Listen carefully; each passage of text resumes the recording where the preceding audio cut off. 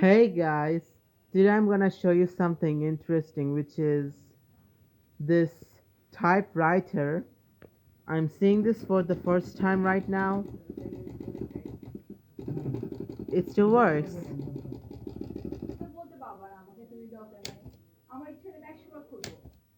I can make custom source with it, like this.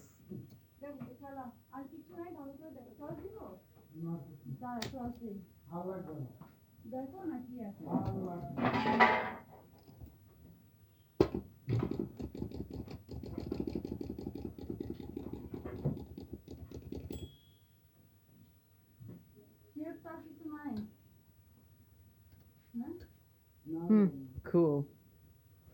Okay, bye.